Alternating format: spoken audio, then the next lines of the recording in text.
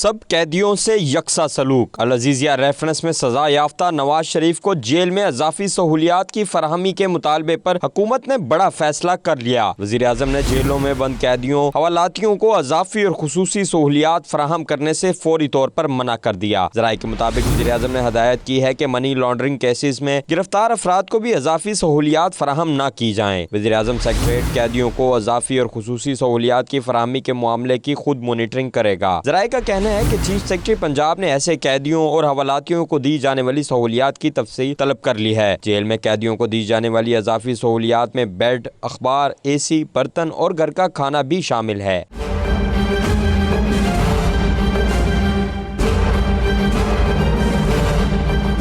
मरियम नवाज ने जेल में नवाज शरीफ को घर का खाना और दीगर इजाफी सहूलियात फराहम करने की इजाज़त देने का मुतालबा किया था। अनवर सुमरा, 92 न्यूज़, लाहौर।